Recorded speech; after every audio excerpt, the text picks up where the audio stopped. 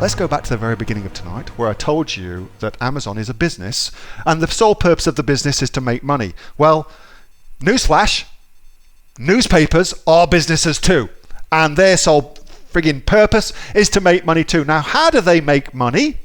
It's by getting you to read shit. Here's a thing for you that we may not like, but it's actually true. You are much more likely to read bad news than you are read good news. That's a quirk of human nature, and it's why the news is full of shitty news and not full of unicorn loveliness. There is much, much more good shit happening in the world than there is bad shit. But that's not reported in the news because it doesn't sell newspapers. It doesn't attract eyeballs. The shit that gets eyeballs is Amazon is losing money, not Amazon is making money. So let me just show you a couple of different things. All right, so let's start with. Here's our first little starter for 10. This looks pretty bad, don't you reckon? Amazon Prime Q3 earnings dive. Oh, God. 10 billion loss. Oh, my God. What the hell is happening? Amazon's screwed. But if we just scroll down a tiny wee bit, Amazon's Q3 earnings dominated the press as it missed its profit targets. Now, keep in mind, by the way, Amazon does not set its own profit targets. They are set by analysts. Amazon says, screw you, we'll make as much money as we want, and we don't care what you friggin' say. So profit targets just means analysts, not Amazon people, outside people, bankers with a W, they set the profit target, not Amazon. That's important to understand. Earnings caused Amazon stock to dip despite profits of 2.1 billion and sales rising 24% year over year to 70 billion. So the real news is Amazon's business grew 24% year on year. That's the real news, to $70 billion in that quarter alone. Holy shit. But if you just read that, Amazon drops, then you go, holy shit, Amazon's suffering. But that's not the news. That's the come read this article. That's what that is. The real news is 24% growth year on year. Holy shit. Well, here's another thing to consider. Given that they have lost $10 billion, how did they do that? What was it that they lost in, inverted commas, money on?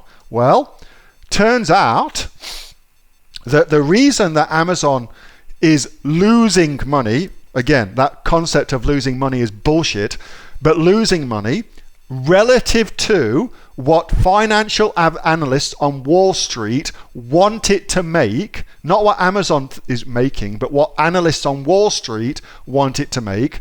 Turns out the reason the profits is not as high, aka the amount of money that shareholders get is not as much as they would like, is because Amazon's investing massively in its own business to the tune of $10 billion in next day shipping, which I think we can both agree is a friggin' awesome thing for Amazon to do. To be investing $10 billion in its own business is great, and clearly next day shipping is the future of shipping. So they're investing in their future. For me, that's a good thing. So listen, don't take these things at face value. Dig under the bullshit to get to the reality so that you are educated about what's actually happening rather than just reading the headlines. And this is true for everything, not just Amazon, but everything. The media's messed up, totally friggin' messed up. Anything else I want to show you regarding that? Oh, I'll show you one more thing that I was just looking at this morning. I do this every month. I go and check this out. So this is SimilarWeb. You should go and check it out. It's a great thing to do.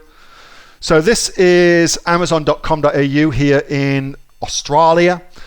This time last year, that figure there was 9.7 million people. This time last year.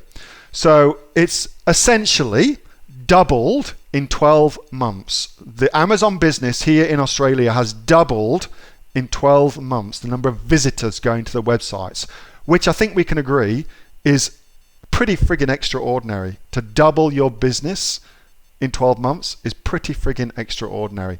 Again, the newspapers have to sell doom and gloom, but do your own research so you understand what's going on.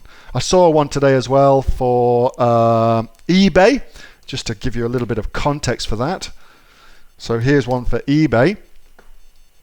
eBay growth turns negative.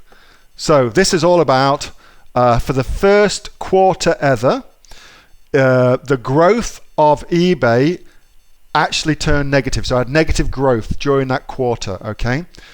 So you may sit there and think to yourself, well, eBay, that means eBay's screwed. But it's not. eBay is still an unbelievably good platform to sell on.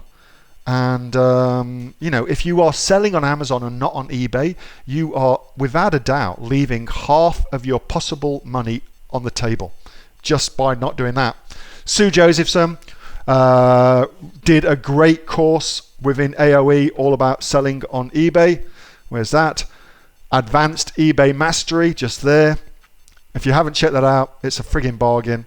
Sue's very, very clever. Again, you look at that and you go, well, eBay's screwed, but they've actually had their highest quarter ever of profit in that same period. So what do you listen to? Do you listen to the thing that they have to say to get you to read, or do you dig a little bit deeper and look at what the actual news is? Look at what the actual news is.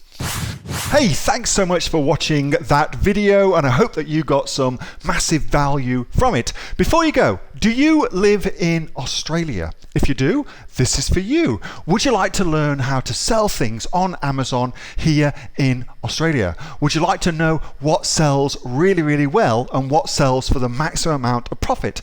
Would you like to know where you can source those products from, whether that be in China or here in Australia, and how to source them so you pay bottom dollar and get maximum value for what you're doing? If you do, please subscribe to my channel and like this video, and you'll learn that and much more. It's the exact same information that people like Jeff from New South Wales I've used to make $45,000 a month on Amazon, that Sue, who's from the sunny coast, has used to purchase herself a brand spankly BMW every single year as a result of her e-commerce business, and the lovely Kate from Bowral in New South Wales has used to make $32,000 a year on, a month, not a year, a month on Amazon, and indeed Anthony, who makes $15,000 a month on Amazon, selling, as he puts it, odds and sods. If you'd like to learn the exact same information that they use to maximize their profits for their Amazon businesses, subscribe to this video, like my channel, post below if you want me to teach you something. Okay, I'm out of here. Speak to you soon. Bye. Subscribe. Do it now.